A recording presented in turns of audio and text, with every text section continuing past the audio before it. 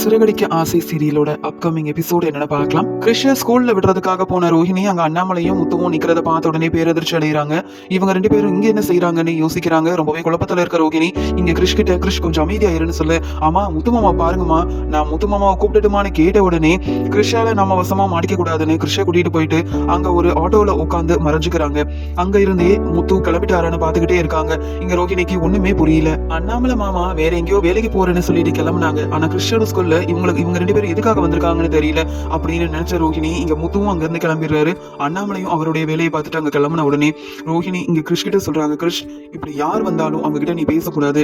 அது மட்டும் இல்லாம முத்துவும் மீனாவும் உன்னை பார்த்தாலும் அவங்க யாருன்னு தெரியாத மாதிரி தான் நீ இருக்கணுமே தவிர்த்து அவங்கள தெரிஞ்ச மாதிரி நீ நடந்துக்கவும் கூடாது, அவங்க கிட்ட நீ பேசவும் கூடாது, புரியுதா? இங்க அம்மா கஷ்டப்பட்டு உன்னை ஸ்கூல்ல சேர்த்திருக்கேன், நீ நல்லபடியா படிச்சு வரணும்னு சொல்லி கிருஷ் அங்க உள்ள அனுப்பிட்டு அங்க வெளியில இருந்தவங்க கிட்ட கேக்குறாங்க. அண்ணாமலையை பத்தி விசாரிக்க அண்ணாமலை கிருஷோட ஸ்கூல்ல தான் வேலை பாக்குறாரு அப்படின்றத தெரிஞ்சுக்கிட்டு ரோஹிணி உடனே அங்க இருந்து கிளம்பி மறுபடியும் இங்க அவங்க அம்மாவை பாக்கிறதுக்காக கிருஷோட பாட்டி வீட்டுக்கு வந்துடுறாங்க. ரோஹிணி இங்க ரோஹிணியோட அம்மாவை பார்க்க வந்த உடனே இங்க அவங்க அம்மா கேக்குறாங்க, என்னாச்சு கல்யாணி, கிருஷ விட்டுட்டு அப்படியே பார்லர்ல நிறைய வேலை இருக்கு போறேன்னு சொன்னேன், இங்க வந்து நிக்கிறேன்னு கேட்க, அது ஏமா கேக்குறீங்க, எனக்குன்னு பிரச்சனை தேடி வருது. நான் எதிர்பார்க்காத மாதிரி இன்னைக்கு என் மாமனாரும் இந்த முத்துவும் கிருஷோட ஸ்கூல்ல வந்து நின்னாங்க. அவங்க ரெண்டு பேரையும் பார்த்துட்டு நான் அது மட்டும் இல்ல, இங்க கிருஷோட ஸ்கூல்ல தான் என் மாமனாரே அங்க வேலைக்கு சேர்ந்திருக்காராம். நான் எப்படி சமாளிக்க போறேன்னு தெரியல. கிருஷ என்னைக்காவது அவர் பார்த்துட்டாருன்னா அவ்வளவுதாமா, நான் வசமா மாட்டிப்பேன். என்ன சொல்றதுன்னு ஒண்ணுமே புரியலமா.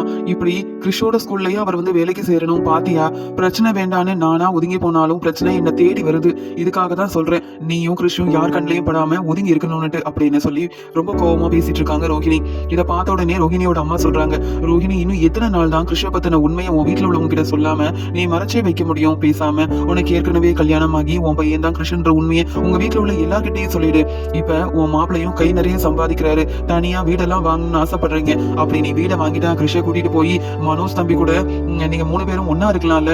அதனாலதான் சொல்றேன், இனியும் நம்ம வந்து உண்மையெல்லாம் மறைச்சு வச்சிருந்து அது உங்க குடும்பத்துல உள்ளவங்களுக்கு தெரிஞ்சா உனக்கு தானே பெரிய பிரச்சனையா வரும். மனோஜ் தம்பி உன்னை நல்லபடியா பாத்துக்கிறாரு, நீ அவர்கிட்ட போய் சொல்லவே மாட்டேன்னு உன் மேல ரொம்ப நம்பிக்கையா இருக்காரு. அப்படி இருக்கும்போது நீ எவ்வளவு பெரிய உண்மையெல்லாம் மறைச்சிருக்க, எவ்வளவு போய் சொல்லியிருக்கன்ற எல்லாம் அவங்களுக்கு தெரிஞ்சா கண்டிப்பா அவங்க உன்னை சும்மா விட மாட்டாங்க. நீ பேசாம உண்மையை சொல்லிரு அப்படின்ற மாதிரி ரோஹிணி கிட்ட சொல்றாங்க ரோஹிணியோட அம்மா. இதை கேட்ட ரோஹிணி, அம்மா என்னம்மா பேசுற? அப்படி நீ சொன்ன மாதிரியே நானும் போய் உண்மையெல்லாம் சொன்னேன். அந்த வீட்டுல என்ன மருமகளா என் அத்தை மனோஜனை யாருமே அங்க இருக்க விட மாட்டாங்க. நானும் அப்புறம் கிருஷ் மாதிரியே இங்க உன் கூடயே வந்து இருக்க வேண்டியதான். இப்படி நான் இருக்கணும், எனக்கு ஒரு வாழ்க்கை இருக்கக்கூடாதுன்னு தான் நீ நினைச்சு என்ன உண்மையை சொல்றியாமா? உன் வேலையை பாரு, எனக்கு வரக்கூடிய பிரச்சனையை எப்படி சமாளிக்கணும்னு எனக்கு தெரியும். நானே எவ்வளவு கஷ்டத்துல இருக்க தெரியுமா? இதுல வேற இப்ப போய் நான் உண்மையை சொன்னேன்னா அவ்வளவுதாமா, எந்த வாழ்க்கைக்காக ஆசைப்பட்டனோ அந்த வாழ்க்கையே எனக்கு கிடைக்காம போயிடும் அப்படின்ற மாதிரி கோவத்துல பேசிட்டு ரோஹிணி, நானே எல்லாத்தையும் சமாளிச்சுக்கிறேமா, கண்டிப்பா நீ சொன்ன மாதிரி கிருஷ்ண என் வீட்டுக்கு கூட்டிட்டு போக தான் போறேன். ஆனா இப்ப கிடையாது, சரியான நேரம் பார்த்து நான் உண்மையை சொல்லிக்கிறேன். அது வரைக்கும் நீ கொஞ்சம் பொறுமையா இருமா, நான் பாத்துக்கிறேமா அப்படின்ற மாதிரி பேசிட்டு ரோஹிணி உடனே அங்கிருந்து பார்லருக்கு கிளம்பிடுறாங்க. ஆனா இங்க ரோஹிணியோட அம்மா நினைக்கிறாங்க, என்ன சொன்னாலும் ரோஹிணி புரிஞ்சுக்க மாட்டேங்கிறா. ரோஹிணி இங்க பக்கத்துல எங்களை கூட்டிட்டு வந்து வச்சாலும் அப்பப்ப வந்து கிருஷ்ண பார்க்காததுனால கிருஷ் தான் அம்மா மேல உள்ள பாசத்துல இங்க ரோஹிணியை பார்க்கணும்னு அவ்வளவு ஆசைப்படுறான். ஆனா இந்த ரோஹிணிக்கு அவ வாழ்க்கை முக்கியம்னு நினைக்கிறாளே தவிர்த்து கிருஷ் தான் பையன் அப்படின்னு நினைச்சு கிருஷோட வாழ்க்கையை பத்தி கொஞ்சம் கூட யோசிக்க மாட்டேங்கிறாளே. என்னைக்கு இந்த ரோஹிணி அவங்க வீட்டுல உள்ளவங்க கிட்ட வசமா மாட்டிக்க போறாளோ தெரியல அப்படின்னு யோசிக்கிறாங்க ரோஹிணியோட அம்மா. பார்லருக்கு போன ரோஹிணி கிருஷ வேற அதே ஸ்கூல்ல சேர்த்திருக்கோம். இங்க அண்ணாமலை அங்கிள் கிருஷ பாத்துட்டாருன்னா என்ன ஏதுன்னு விசாரிச்சா கிருஷ் என்ன பத்தி உண்மையை சொல்லிடக்கூடாதே. நான் போய் அந்த ஸ்கூல்ல சேர்த்துட்டேன், எவ்வளவு கஷ்டப்பட்டு யாரும் பார்க்க கூடாதுன்னு இவ்வளவு தூரத்துல ஸ்கூல் எல்லாம் பார்த்து வீடெல்லாம் ஏற்பாடு பண்ணி வச்சா, இங்க கிருஷ் படிக்கிற ஸ்கூல்லயே அண்ணாமலை அங்கிள் வந்து இப்படி வேலைக்கு சேர்ந்திருக்காங்களே, இப்படி எல்லாம் நடக்கணும்னு நான் எதிர்பார்க்கவே இல்லை அப்படின்ற மாதிரி யோசிக்கிறாங்க ரோஹிணி. அந்த சமயம் வித்யாவும் ரோஹிணியை பாக்கிறதுக்காக அங்க பார்லருக்கு வராங்க.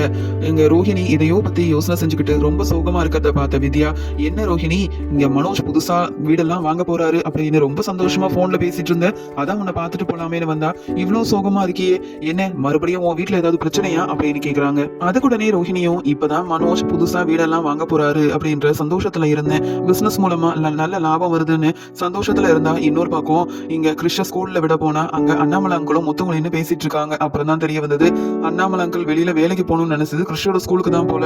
கிருஷையும் கிருஷ் படிக்கிற ஸ்கூல்ல தான் அண்ணாமலை அங்கிள் வேலை பாக்குறாருன்னு தெரிஞ்ச உடனே என்ன செய்யனே தெரியாம ரொம்பவே குழப்பத்துல இருக்கேன். அங்க அந்த ஸ்கூலுக்கு முத்துவும் வந்துட்டு போயிருக்காரு அடிக்கடி. இனி முத்து வர ஆரம்பிச்சிட்டா கிறிஷ பார்த்துட்டா பெரிய பிரச்சனை ஆயிரும்ல, அதான் ரொம்பவே பயமா இருக்கு அப்படின்ற மாதிரி சொல்லிட்டு இருக்காங்க ரோஹிணி. நம்ம மதர்ஸ் லவ் லைஃப் ஸ்டைல் சேனலை மறக்காம லைக் அண்ட் சப்ஸ்கிரைப் பண்ணிக்கோங்க. அப்படின்னு ரோஹிணி நடந்த எல்லாத்தையுமே வித்யா கிட்ட சொல்றாங்க. உடனே வித்யாவும் என்ன ரோஹிணி இது, நீ எந்த பிரச்சனையும் வரக்கூடாது, கிறிஷ் அந்த மீனா முத்துவும் கிறிஷ பார்த்து அவங்க கூடயே கூட்டிட்டு போயிடக்கூடாதுன்றதுக்காக இங்க கூட்டிட்டு வந்து ஸ்கூல்ல சேர்த்தா மறுபடியும் இந்த கிறிஷ் எங்க ஸ்கூல்ல படிக்கிறானோ அங்கதான் உங்க மாமனாரும் வேலை பாக்குறாரு, முத்துவுக்கும் அந்த இடம் தெரிஞ்சிருச்சா, நீ வசமா மாட்டிக்கதான் போற, பாத்துக்கிட்டே இரு, பேசாம உன்னை பத்தின எல்லா உண்மையவும் மனோஜ் கிட்டையாவது சொல்லி தனியா மனோஜ தனி கொடுத்தனத்துக்கு கூட்டிட்டு போயிரு. அதுக்கப்புறமா கிறிஷ் கூட சந்தோஷமா நீங்க 2 பேரும் இருக்கலாம்ல. இப்படி எத்தனை நாள் தான் உண்மையை மறைச்சுக்கிட்டு உண்மை எல்லாருக்கும் தெரிய வந்துருமோன்னு நீயும் பயந்து பயந்து இருக்கிறது அப்படின்னு சொல்ல. என்ன வித்யா பேசுற, எங்க அம்மாவும் இதேதான் சொல்றாங்க, உண்மை எல்லார்கிட்டையும் சொல்லி மன்னிப்பு கேட்டு அவங்க எல்லாரும் உன்னை மன்னிச்சு ஏத்துப்பாங்க அப்படின்ற மாதிரி சொல்லிட்டு இருக்காங்க. உண்மை தெரிஞ்சா எங்க விஜயா ஒரு ஆளே போதும் என்ன மன்னிக்காம வீட்டை இப்பதான் மனோஜ் கூட சேர்ந்து நான் வாழ ஆரம்பிச்சிருக்கேன். எவ்வளவோ கஷ்டப்பட்டிருக்கேன், எனக்கு பிடிக்காத வாழ்க்கையை என் அம்மா எல்லாரும் அமைச்சு கொடுக்க நான் எவ்வளவுலாம் அங்க மனசு வேதனையில இருந்தேன் தெரியுமா. இப்பதான் நான் பிடிச்ச மாதிரி எனக்கு ஏத்த மாதிரி மனோஜ் கொஞ்சம் கொஞ்சமா பிசினஸ்ல நல்லா டெவலப் ஆகி நல்லா வருமானம் பாக்குறாரு, பெரிய லாபம் எல்லாம் கிடைக்குது, நல்ல ஒரு வாழ்க்கையை வாழ போறேன்ற சந்தோஷத்துல இருக்கும்போது உண்மையை சொன்னா மனோஜ் கண்டிப்பா நீ எனக்கு வேண்டான்னு சொல்லி ஒரு முடிவு எடுத்துருவாரு. அப்புறம் நான் எந்த வாழ்க்கைக்காக ஆசைப்பட்டனோ அது கிடைக்காம போயிரும். நீயும் எங்க அம்மா மாதிரியே பேசாத, பிரச்சனைன்னு வந்துருச்சு, எப்படியாவது நான் தான் சமாளிக்கணும், பாத்துக்கலாம் வித்யா அப்படின்ற மாதிரி இங்க வெளியில ரோஹிணி சொன்னாலும் ரொம்பவே குழப்பத்துல இருக்காங்க. இங்க விஜயா முத்து மீனாவை பார்த்து சொல்றாங்க, நீங்களும் தான் சம்பாதிக்கிறீங்க, இந்த குடும்பத்துக்கு தேவையானதெல்லாம் செய்யறேன்னு சொன்னாலும் என் பையன் மனோஜ் மாதிரி உங்களாலலாம் இருக்க முடியுமா? பாரு, எனக்காக தங்கத்துல வளையல் வாங்கி கொடுத்துருக்கான். மனோஜும் ரோஹிணியும் சேர்ந்து பெரிய வீடெல்லாம் வாங்க போறாங்க, என்னையும் அங்கேயே கூட்டிட்டு போயிருவாங்க. நான் ரொம்ப சந்தோஷமா நிம்மதியா ரோஹிணி மாதிரியே பெரிய பணக்கார வாழ்க்கையெல்லாம் வாழ போறேன். ஆனா இதெல்லாம் உங்களால முடியுமா முத்து? இப்ப வரைக்கும் இந்த மீனாவுக்கு பெருசா நீ என்ன செஞ்சிருக்க? ஏதாவது நகைன்னு வாங்கி கொடுத்துருக்கியா? இதுல வேற இந்த மீனா என் வீட்டுக்காரர் வாங்கி கொடுத்த நகையை தான் நான் போட்டிருந்த நகையெல்லாம் கொடுத்து எங்களை அவமானப்படுத்தணும்னு நினைச்சா. மீனா, முத்துவை பத்தி இனியாவது புரிஞ்சுக்கோ, நீங்க எல்லாம் மாடியில ரூம் எல்லாம் கெட்ட போறது கிடையாது. நான் மனோஜ் கூடயே அவங்க புது வீட்டுக்கு போனதுக்கு அப்புறமா இந்த ரூம்லயே வேணும்னா இருந்துக்கோங்க, அது வரைக்கும் இப்படியே வெளியிலேயே நீங்க ரெஸ்ட் எடுக்க வேண்டியதான் அப்படின்னு சொல்ல. அதுக்குடனே மீனாவும், அத்தை நாங்க சந்தோஷமா இருக்கோம், எங்க சம்பாத்தியத்தை வச்சு நாங்க நிம்மதியாவும் சந்தோஷமாவும் இருக்கு எங்களுக்கு தெரியும். என் வீட்டுக்காரர் பெருசா எனக்கு நகை வாங்கி கொடுக்கலனாலும் அவர் கூட இருக்கிறது தான் எனக்கு பெரிய சந்தோஷம்ன்றது எனக்கு நல்லா தெரியும் அத்தை. அதனால எங்களுக்கும் ஒரு நல்ல வழி திறக்கதான் செய்யும், நாங்களும் கை நிறைய சம்பாதிக்க தான் போறோம். ஆனா அதுக்காக நீங்க பேசுற மாதிரிலாம் எங்களால பேச முடியாது. குடும்பம் ஒத்துமையா இருக்கணும், குடும்பம் இன்னைக்கு பிரிஞ்சிடக்கூடாதுன்னு தான் நாங்க நினைப்போம். இங்க மனோஜும் ரோஹிணியும் பெரிய வீடே வாங்கினாலும் நீங்க அங்க போயிட்டீங்கன்னா மாமா இந்த வீட்டுல தனியா தானே இருப்பாங்க. அதை நீங்க புரிஞ்சுக்கிட்டு இருப்பீங்கன்னு பார்த்தா உங்களுக்கு பணம் தான் முக்கியம் நீங்க நினைக்கிறீங்க. இதுல நாங்க என்ன சொல்றது அப்படின்னு பேசிட்டு இருக்க. போதும் போதும், வீட்டு வேலையை போய் பாரு. என்னைக்கும் நீயும் இந்த முத்துவும் மனோஜ் ரோஹிணி மாதிரி வரவே முடியாது. அவங்க சம்பாதிக்கிற அளவு உங்களால சம்பாதிக்கவும் முடியாது. இப்படியே பேசிட்டு இருக்க வேண்டியதான், கிளம்புங்க முதல்ல இங்க இருந்து அப்படின்னு சொல்லி மனோஜ் ரோஹிணி தனக்கு வளையல் எல்லாத்தையும் வாங்கி கொடுத்ததால ரொம்ப சந்தோஷத்துல இருக்காங்க. இங்க விஜயா. நம்ம மதர்ஸ் லவ் லைஃப் ஸ்டைல் சேனலை சப்ஸ்கிரைப் பண்ணிக்கோங்க. இங்க மனோஜோட ஃப்ரெண்ட் மனோஜ பாக்கிறதுக்காக அவருடைய கடைக்கு போக இங்க ஒரு பக்கம் கணக்கு வழக்கெல்லாம் பாத்துட்டு இருக்காங்க ரோஹிணி. இங்க உடனே மனோஜ் அவரோட ஃப்ரெண்டு கிட்ட, ஆமா எப்ப போய் அந்த புது வீட பார்க்கலாம்னு ரொம்ப ஆசையா இருக்கு, என்ன 3 கோடி ரூபான்னு சொல்றதுதான் கொஞ்சம் அதிகமா இருக்கு, அந்த வீடோட ஓனர் கிட்ட பேசினா கொஞ்சமாவது கம்மி பண்ணுவாங்கல்ல, முதல்ல போய் வீட பாத்துட்டு என் அப்பா அம்மா என் தம்பிங்கன்னு எல்லாரையும் கூப்பிட்டு போய் காமிக்கணும், அவங்க எல்லாருக்கும் பிடிச்சிருச்சுன்னா உடனே அந்த வீடை வாங்கிட வேண்டியதான் அப்படின்னு மனோஜ் ரொம்பவே ஆர்வமா அவரோட ஃப்ரெண்டு கிட்ட பேசிட்டு இருக்காரு. அங்க ரோஹிணியும், ஆமா வீட என்னைக்கு போய் பார்க்கலாம் மனோஜ், எனக்கும் வீட பார்க்கணும் ரொம்ப ஆசையாவே இருக்கு, அது மட்டும் இல்லாம அத்தை வேற கேட்டுக்கிட்டே இருக்காங்க, அந்த வீட போய் பாத்தியா, எப்ப வீட வாங்க போறேன்னுட்டு, நாம வேற வீட்டுல எல்லார்கிட்டயும் சொல்லிட்டோம் சீக்கிரமாவே வீடு வாங்க போறோம்னுட்டு அப்படின்னு சொல்லும் போது உடனே மனோஜோட ஃப்ரெண்ட்ஸ் சொல்றாங்க, நாளைக்கே வீட பார்க்க போயிடலாம், நீங்க 2 பேரும் தானே வரீங்கன்னு கேட்க. அது ஒண்ணும் இல்ல, வீட்டுல உள்ள எல்லாரையும் கூப்பிட்டு வந்தா ஒரே நேரத்துல எல்லாரும் வீடையும் பாத்துருவாங்க, அப்புறம் நான் வீட வாங்கிட வேண்டியதான், என் அம்மாவுக்கு பிடிச்சிருந்தா உடனே நான் வீட வாங்கிடுவேன் அப்படின்னு மனோஜ் ரொம்ப சந்தோஷமா சொல்லிட்டு இருக்காரு. அப்பா சரி மனோஜ், நாளைக்கு நான் சொல்ற இடத்துக்கு நீங்க வந்துருங்க, உங்க வீட்டுல உள்ள எல்லாரையுமே கூப்பிட்டு வந்துருங்க, எல்லாரும் அந்த புது வீட சுத்தி பார்க்கட்டும், அவங்களுக்கு பிடிச்சிருந்தா உடனே நீங்க வாங்கிட வேண்டியதானே, ஏற்கனவே இந்த வீட வாங்க இன்னும் 2-3 பேர் இருக்காங்கப்பா, நீ வேண்டான்னு சொல்ல உடனே அந்த வீட வாங்க ஆள் இருக்காங்க அப்படின்னு சொல்ல. அதுக்கு உடனே ரோஹிணியும், இல்ல நாங்களே வீடு வாங்குற மாதிரி தான் இருக்கும், அந்த வீடு பிடிச்சிருந்தா நாங்களே வாங்கிக்கிறோம் அப்படின்னு சொல்லிட்டு இங்க மனோஜோட ஃப்ரெண்ட் அங்க இருந்து அனுப்பிடுறாங்க. இதெல்லாம் பார்த்துட்டு இருந்த ரோஹிணி ரொம்ப சந்தோஷமா மனோஜ் கிட்ட சொல்றாங்க, மனோஜ் நம்ம பிசினஸ் ஆரம்பிச்சு கொஞ்ச நாள் தான் ஆகுது, அதுக்குள்ள நீ கை நிறைய சம்பாதிக்க ஆரம்பிச்சுட்டு நம்மளுக்கு இந்த டீலர்ஷிப் கிடைச்ச உடனே உனக்கு பெரிய லாபம்லாம் வருது இல்ல, இப்படிலாம் நடக்கணும்னு நான் எதிர்பார்க்கவே இல்லை மனோஜ், நமக்குன்னு ஒரு புது வீடை வேற வாங்க போறோம், எனக்கு ரொம்ப சந்தோஷமா இருக்கு அப்படின்னு ரோஹிணி சொல்றாங்க. அதுக்கு உடனே மனோஜும், ரோஹிணி இப்படி நமக்கு நல்லது நடக்குதுன்னா அதுக்கு காரணமே நீதான். ஜீவா கிட்ட இருந்து 30 லட்ச ரூபாய் பணத்தை வாங்கினப்ப இந்த பணத்தை அப்பா கிட்ட கொடுத்துடலாம் நான் நினைச்சேன், ஆனா நீ தானே இந்த பணத்தை வச்சு நம்ம ஒரு பிசினஸ் ஆரம்பிக்கணும், கடை ஆரம்பிக்கணும்னு சொல்லி எனக்கு நீ ஒவ்வொன்றையும் சொல்லி கொடுத்து இப்ப நான் இவ்வளவு சம்பாதிக்கிறேன்னா அதுக்கு காரணமே நீதான். நான் மட்டும் கிடைச்ச 30 லட்ச ரூபாய் பணத்தை அப்பா கிட்ட கொடுத்திருந்தா நான் கடையை ஆரம்பிச்சிருக்க முடியுமா, இல்ல இந்த டீலர்ஷிப் தான் கிடைச்சிருக்குமா, இல்ல என்ன நம்பி வர டீலர்ஸ்க்கு நான் டீலர்ஸ் மூலமா எனக்கு இவ்வளவு வருமானம் தான் கிடைச்சிருக்குமா, எல்லாத்துக்குமே காரணம் நீ தான் ரோஹிணி. நீ என் வாழ்க்கையில வந்ததுக்கு அப்புறமா தான் எனக்கு இவ்வளவு நல்லது நடக்குது, நானும் சந்தோஷமா இருக்கேன் அப்படின்னு இங்க ரோஹிணியும் மனோஜும் ரொம்ப சந்தோஷமா பேசிட்டு இருக்கும் போது மனோஜ் சொல்றாரு, அதான் வீடை பார்க்கலான்னு என் ஃப்ரெண்டு வேற சொல்லிட்டாரு, நாளைக்கு வீட்டுல உள்ள எல்லாரையுமே அங்க கூட்டிட்டு போய் காமிப்போம், நம்ம வாங்க போற வீடு எங்க அம்மாவுக்கு பிடிச்சிருந்தா உடனே வாங்கிடுவோம் ரோஹிணி, இப்படியே பார்த்துட்டு இருந்தா சரிப்பட்டு வராது, இன்னும் எத்தனை நாள் தான் நாம இருக்கிற அந்த சின்ன வீட்லயே இருக்கிறது, நமக்குன்னு புது வீடு வேண்டாமா, அதனால உனக்கு விருப்பமா இருந்தா அந்த வீடை வாங்கிடலாம் அப்படின்னு பேசிட்டு இருக்காங்க. இதை வீட்டுல போய் சொல்லலாம், நாளைக்கு யாரும் வேலைக்கு போக வேண்டாம்னு சொல்லிட்டு அந்த நம்ம வாங்க போற புது வீடை பாக்கிறதுக்காக எல்லாரையுமே கூப்பிட்டு போகலாம் அப்படின்னு மனோஜ் சொல்றாரு. வீட்டுக்கு போன ரோஹிணியும் மனோஜும் நல்லா சந்தோஷமா இருக்கிறதுனால வீட்டுக்கு போன உடனே இங்க விஜயா கிட்ட சொல்றாங்க, அம்மா இன்னைக்கு உங்ககிட்ட ஒரு முக்கியமான சந்தோஷமான விஷயத்த சொல்ல போறோம்னு சொல்ல பேசுறேன்னு கேட்க, ஏங்க உங்க பையன் முத்துவால எதுவும் செய்ய முடியாது, ஆனா என் பையன் மனோஜ் அப்படி இல்லைங்க, அவன் நிறைய சம்பாதிக்கிறான், எனக்கு தேவையானதெல்லாம் ஒவ்வொன்னா பார்த்து பார்த்து வாங்கி கொடுக்க போறானா இல்லையான்னு வேணா பாருங்களேன் அப்படின்னு விஜயா நம்மளகிட்ட பேசிட்டு இருக்க. உடனே ரோஹிணியும், அத்தை நாளைக்கே நாங்க வாங்க போற புது வீடை நம்ம எல்லாரும் போய் பார்த்துட்டு வந்துடலாம், ஆண்டி உங்களுக்கு அந்த வீடு பிடிச்சிருந்தா உடனே வாங்கிட வேண்டியதானு சொல்ல, இதை கேட்டு அண்ணாமலையே ரொம்ப சந்தோஷப்படுறாங்க, விஜயாவும் சந்தோஷப்படுறாங்க. ஆனா விஜயா சொல்றாங்க, பாத்தீங்களாங்க இங்க மனோஜ் மாதிரி உங்க மத்த 2 பசங்களால செய்யவே முடியாது, அவன் அந்த பிசினஸ் ஆரம்பிச்ச கொஞ்ச நாளையிலேயே எவ்வளவு வீடு வாங்குற அளவு போயிட்டாங்க, நல்ல சம்பாதிக்க ஆரம்பிச்சிட்டாங்க அப்படின்னு கேட்க, உடனே அண்ணாமலை சொல்றாரு, மனோஜ் வீடு வாங்குறதெல்லாம் ரொம்ப சந்தோஷமான ஒரு விஷயம் தான், ஆனாலும் இப்ப உனக்கு வீடு அவசியம் தானா, வேணுமா அப்படின்னு கொஞ்சம் யோசிச்சுக்கோயேன், ஏன்னா தேவையில்லாம உடனே கடன் எல்லாம் வாங்கி புது வீடு வாங்குறதெல்லாம் சரி, பின்னாடி அப்புறம் கடன் கொடுக்க முடியாம பிரச்சனை எதுவும் வந்துடக்கூடாது மனோஜ், நீயே இப்பதான் பிசினஸ் ஆரம்பிச்சிருக்க, கொஞ்சம் கொஞ்சமா இப்பதான் நீ வளர்ந்துட்டு வர, கை நிறைய சம்பாதிக்க ஆரம்பிச்சிருக்க, இன்னும் கொஞ்ச நாள் போகட்டுமேப்பா அப்படின்னு சொல்றாங்க. அதுக்கு மனோஜும், என்னப்பா நீங்க, நான் இத்தனை நாள் இந்த வீட்டுல இருந்ததே பெருசு, இந்த சின்ன வீட்டுல எல்லாம் என்னால இருக்க முடியாதுப்பா, நானாவது பரவாயில்ல, ரோஹிணி பெரிய பணக்கார வீட்டு பொண்ணு, என் மேல உள்ள பாசத்துல இந்த சின்ன வீட்டுல இருக்கா, அதுவும் அந்த முத்து மீனா இருக்கிற இடத்துல இருக்கு, எங்க 2 பேத்துக்கும் இஷ்டம் இல்லப்பா, புதுசா வீடை வாங்கிட்டு நாங்க அங்க கிளம்பிட்டோம்னா அப்புறம் நீங்க இந்த முத்துவும் மீனாவும் இங்க சந்தோஷமா இருக்கட்டும் அப்படின்னு சொல்ல, நீ புது வீடு தானே வாங்கணும்னு ஆசைப்படுற மனோஜ், நீ என்ன வேணாலும் செய், ஆனா முத்து மீனாவை பத்தி தப்பா பேசாத அப்படின்னு அண்ணாமலை சொல்லிட்டு அமைதியாயிடுறாரு. அடுத்த நாள் இங்க உடனே மனோஜ் எல்லார்கிட்டயும் சொல்றாரு, நான் புது வீடு வாங்க போறேன், நீங்க பாருங்கன்னு சொல்லி இங்க ரவி ஸ்ருதின்னு எல்லாரையுமே கூப்பிடுறாரு. ஆனா முத்துக்கிட்டையும் மீனா கிட்டையும் மட்டும் எதுவுமே சொல்லாம இருக்காரு. உடனே விஜயா சொல்றாங்க, முத்துவும் மீனாவும் ஒண்ணும் வர வேண்டாம், மனோஜ் சந்தோஷமா இருந்தா அவங்க 2 பேருக்கும் பிடிக்காது, நாம எல்லாரும் போய் பார்த்துட்டு வருவோம், ஆனா முத்துவும் மீனாவும் மட்டும் அங்க வரவே கூடாது அப்படின்ற மாதிரி சொல்லிடுறாங்க விஜயாவும். உடனே அண்ணாமலை, முத்து மீனா வரலன்னா நானும் வரமாட்டேன் அப்படின்னு சொல்ல, வேற வழி இல்லாம மீனாவும், மாமா எனக்கு வெளியில வேலை இருக்கு, நீங்க போயிட்டு வாங்கன்னு சொல்றாங்க. உடனே விஜயா, இதன் மூலமா பெரிய பிரச்சனை வந்துடக்கூடாது, என் பையன் வேற இப்ப வீடு வாங்கணும்னு ஆசைப்பட்டு இருக்கான், மனோஜுக்கு எந்த ஒரு நல்லது நடந்தாலும் இந்த மீனாவுக்கும் முத்தவுக்கும் கொஞ்சம் கூட பிடிக்காது, அவங்க வரக்கூடாதுன்னு நினைச்சா என் வீட்டுக்காரர் எப்ப பார்த்தாலும் அவங்க 2 பேத்துக்கு தான் சப்போர்ட் பண்றாருன்னு சொல்லிட்டு வேற வழி இல்லாம சரி முத்தவும் மீனாவும் வரட்டும் அப்படின்னு சொல்லிடுறாங்க. மீனா மட்டும் கிளம்பி போறாங்க, முத்தவுக்கு சவாரி இருந்ததுனால அவர் வேலை இருக்குன்னு சொல்லிட்டு கிளம்பிடுறாரு. இப்படி மனோஜ் வீட்டுல உள்ள எல்லாரும் மனோஜ் புதுசா வீடு வாங்க போறத பாக்குறதுக்காக ரொம்ப சந்தோஷமா கிளம்பி போறாங்க.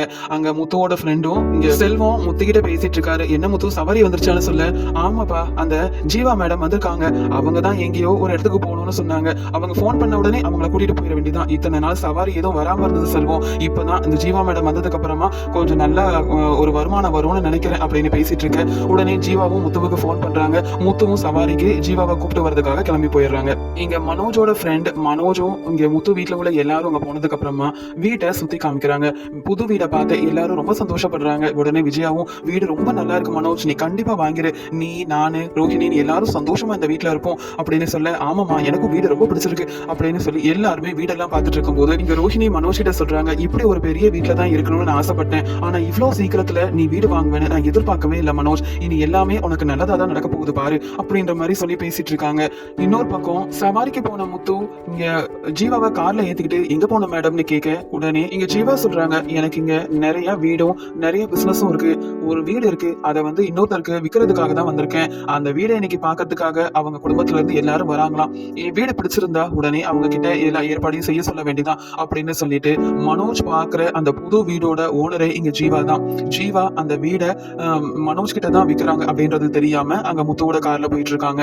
ஜீவா தான் இந்த வீடோட ஓனர்னு தெரியாத மனோஜ் இந்த வீடை எப்படியாவது வாங்கிடணும் அப்படின்ற சந்தோஷத்துல இருக்காரு. மதர்ஸ் லவ் லைஃப் ஸ்டைல் சேனல்ல லைக் அண்ட் சப்ஸ்கிரைப் பண்ணிக்கோங்க. வீட்டுல உள்ள எல்லாருக்குமே இங்க மனோஜ் வாங்க போற புது வீடு ரொம்ப பிடிச்சிருக்குன்னு சொல்லி பேசிட்டு இருக்க உடனே மனோஜும் அவரோட ஃப்ரெண்டு கிட்ட கேக்குறாங்க, என்னப்பா இன்னும் ஓனரை காணும், அவங்க வந்தா பேசி ஏதாவது முடிவெடுக்கலான்னு பார்த்தா அவங்க இன்னும் வரலையேன்னு சொல்ல அவங்க வந்துட்டு இருக்காங்க. அவங்க வந்ததுக்கு அப்புறமா நீங்க பேசிக்கோங்க. இப்படி ஒரு வீடு கிடைக்க மனோஜ் நீங்க கொடுத்து வச்சிருக்கணும். அவங்க என்ன சொன்னாலும் அமைதியா எப்படியாவது இந்த வீடை மட்டும் வாங்கிருங்க அப்படின்னு பேசிட்டு இருக்க உடனே மனோஜும் எதிர்பார்த்துட்டு இருக்கும் போது அங்க முத்து வராரு. முத்துவை பார்த்த உடனே மனோஜ், அப்பா என்னப்பா இந்த முத்து ஏதோ சவாரி இருக்குன்னு கிளம்புனா இப்ப முத்து மட்டும் வந்துட்டு இருக்கான், அதுவும் நாம எல்லாரும் இங்கதான் இருக்கணும், முத்துவுக்கு எப்படி தெரியும் அப்படின்னு சொல்ல முத்து பின்னாடியே இங்க ஜீவாவும் வராங்க. ஜீவாவை பார்த்த மனோஜுக்கு ஒண்ணுமே புரியல. முத்து ஜீவாவை கூட்டிட்டு வரானா, என்ன நடக்குதுன்னு தெரியல. அப்ப ஜீவா கிட்ட நம்ம பணம் வாங்கினதெல்லாம் முத்துவுக்கு தெரிஞ்சிருக்குமா அப்படின்ற மாதிரி யோசிக்க ஆரம்பிக்கிறாரு. ஜீவா வந்த உடனே அங்க மனோஜ் இருக்கிறத பார்க்காம இங்க முத்து மனோஜோட ஃப்ரெண்டு கிட்ட பேசுறாங்க. ஆமா, யார் இந்த வீடை வாங்க போறது, அவங்க கிட்ட நான் பேசணும்னு சொல்ல அப்ப இவங்க தான் இந்த வீடோட ஓனரான ரோஹிணியும் மனோஜும் திருன்னு முழிக்கிறாங்க.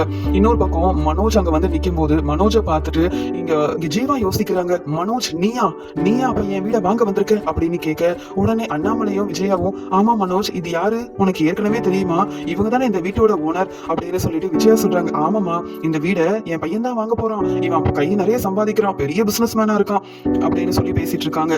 ஆனா இங்க ரோஹிணி பதில் பேசாம திருன்னு முழிக்கிறாங்க. வசமா மாட்டிக்கிட்டோம். அப்ப இந்த பெரிய வீடு ஜீவாவோட வீடா, எங்க பணத்தையே எடுத்துட்டு போய் நல்லா சம்பாதிச்சு இவ்வளவு பெரிய வீடெல்லாம் வாங்கிட்டாளா அப்படின்ற மாதிரி யோசிக்கிறாங்க ரோஹிணி. ஜீவாவை பார்த்த மனோஜ் தன்னை பத்தின உண்மை யாருக்கும் தெரிஞ்சிடக்கூடாது, பணத்தை வேற வாங்கிட்டு இன்னும் பணம் கிடைக்கலன்னு வேற குடும்பத்தையே ஏமாத்திட்டு இருக்கோமே, பேசாம இங்க இருந்து கிளம்பிட வேண்டியதான் நினைச்சிட்டு மனோஜ் அவரோட ஃப்ரெண்டு கிட்ட சொல்றாரு, இந்த வீடு எனக்கு பிடிக்கல, நான் வேற வீடு வாங்கிக்கிறேன் அப்படின்னு சொல்லிட்டு கிளம்பும் போது உடனே இங்க வந்து ஜீவா வந்து சொல்றாங்க, என்ன மனோஜ் என்கிட்ட இருந்து பணத்தை வாங்கிட்டு உங்க அம்மா சொன்ன மாதிரி நீ பெரிய பிசினஸ் மேன் ஆயிட்ட போல, பெரிய கடையோட ஓனரா இருக்கியா, கை நிறைய சம்பாதிக்கிறியா, எப்படி உன்னால இவ்வளவு வளர முடிஞ்சது, எல்லாத்தையும் ஏமாத்திட்டு இப்ப நீ கை நிறைய சம்பாதிக்கிறியா அப்படின்னு எல்லா உண்மையும் கொஞ்சம் கொஞ்சமா இங்க சொல்ல ஆரம்பிக்கிறாங்க ஜீவாவும். ஜீவா இப்படி சொன்னதுக்கு அப்புறமா முத்து கேக்குறாரு, என்ன மேடம் சொல்றீங்க, உங்ககிட்ட 30 லட்சம் ரூபாய் பணத்தை இவங்க 2 பேரும் வாங்கினாங்களா, எதுக்காக அப்படின்னு கேட்க ஜீவா எல்லா உண்மையும் சொல்லிடுறாங்க. மனோஜை நம்பி நான் ரொம்ப ஏமாந்துட்டேன், என்கிட்ட இருந்து இந்த மனோஜ் அவங்க அப்பாவோட 27 லட்சம் ரூபாய் பணத்தையும் வாங்கினது மட்டும் இல்லாம வட்டியோட 30 லட்சம் ரூபாயா வாங்கியிருக்காரு. இப்படி நான் இவங்க கிட்ட ஏமாந்து நிப்பேன்னு எதிர்பார்க்கவே இல்லை, எல்லாத்துக்கும் காரணம் இந்த மனோஜும் மனோஜோட வைஃப் ரோஹிணியும் தான் அப்படின்னு எல்லா உண்மையும் சொல்லிடுறேன். உடனே மனோஜ் கிட்ட முத்து கேக்குறாரு, அப்ப அப்பாவோட 27 லட்சம் ரூபாய் பணம் கிடைச்சிருச்சா, அந்த பணத்தை எடுத்துட்டு போனது இவங்க தானா, இத்தனை நாள் எனக்கு தெரியாமல இருந்தது, அப்பா பாருங்கப்பா உங்க 27 லட்சம் ரூபாய் பணத்துக்கு வட்டியோட 30 லட்சம் ரூபாய் பணத்தை இந்த மேடம் கிட்ட இருந்து வாங்கினதுக்கு அப்புறமாவும் இவங்க 2 பேரும் இந்த உண்மையை வீட்டுல யாருக்கிட்ட சொல்லாம இருந்திருக்காங்க பாருங்கப்பா அப்படின்னு முத்து ரொம்பவே கோவமா ஜீவா சொன்ன எல்லா உண்மையும் வீட்டுல உள்ள எல்லாருக்கும் புரியுற மாதிரி ரொம்பவே தெளிவா சொல்றாரு. முத்து இங்க மனோஜ் மேல ரொம்ப கோவமா முறைச்சுக்கிட்டே, என்ன மனோஜ் குடும்பத்தை ஏமாத்தி நீ மட்டும் பிசினஸ்ல நல்லா வளர்ந்து சம்பாதிக்கணும், மத்த நாங்க எல்லாரும் ஏமாந்து போய் நிக்கணுமா, என்ன பாரலமா, இப்படிதான் எங்க அண்ணனை ஒவ்வொன்னா சொல்லி கொடுத்து நீங்க மட்டும் நல்லா இருக்கணும்ன்ற மாதிரி நினைக்கிறீங்க, ஏன் அப்பாவோட பணத்தை எடுத்து நீங்க செலவு செய்வீங்க, நீங்க நல்லா இருக்கணும், ஆனா பணம் கிடைக்கவே இல்லைன்னு சொல்லி நாங்க நம்பி ஏமாந்து போயிருக்கணுமா அப்படின்னு கேள்வி கேட்டு திட்ட ஆரம்பிக்கிறாரு. நம்ம மதர்ஸ் லவ் லைஃப் ஸ்டைல் சேனலை மறக்காம சப்ஸ்கிரைப் பண்ணிக்கோங்க. ஜீவா தான் அந்த பெரிய வீடோட ஓனரா இருப்பாங்கன்றது தெரியாம ரோஹிணியும் மனோஜும் ரொம்ப சந்தோஷத்துல இருந்தாங்க. இங்க ஜீவா வந்த உடனே உண்மையெல்லாம் சொல்லி இப்படி வசமா மாட்டி விட்டுட்டாங்களேன்னு ரோஹிணி திருன்னு முழிச்சுக்கிட்டு இங்க முத்து கேட்கிற கேள்விக்கு பதில் சொல்ல முடியாம கண்கலங்கி போய் நிக்கிறாங்க. உடனே அண்ணாமலை இங்க ரோஹிணி கிட்ட, என்னமா இதெல்லாம் இப்படி ஏமாத்தி இருக்கீங்க, அப்ப நீங்க இப்படி சம்பாதிக்கிறீங்கன்னா அதுக்கு காரணமே நீங்க என் பணத்தை வாங்கிக்கிட்டு எங்களை ஏமாத்திட்டு தானா அப்படின்னு கேள்வி கேட்கிறாரு. உடனே இங்க மனோஜும், அப்பா இல்லப்பா நான் இதெல்லாம் செய்ய வேண்டாம் தான் சொன்னேன், ஆனா ரோஹிணி தான்ப்பா இந்த மாதிரி எல்லாம் செய்ய சொன்னா, பணத்தை இப்ப உங்க அப்பா கிட்ட கொடுக்க வேண்டாம், நாம முதல்ல நல்லா வந்து சம்பாதிக்க ஆரம்பிச்சுப்போம், அப்புறமா உண்மையை சொல்லி பணத்தை கொடுத்துருவோன்னு ரோஹிணி சொல்லிதான்ப்பா இப்படி எல்லாம் செஞ்சேன் அப்படின்னு மனோஜ் ரோஹிணி மேலதான் தப்பு இருக்கு அப்படின்ற மாதிரி எல்லார்கிட்டையும் சொல்லி சமாளிக்க பாக்குறாரு. இதை கேட்ட அண்ணாமலை, ரோஹிணி சொன்னா நீ உண்மையை மறைப்பியடா, என் பணத்தை எடுத்துட்டு போயிட்டு இப்படி எல்லாம் செய்வியான்னு ரோஹிணி முன்னாடியும்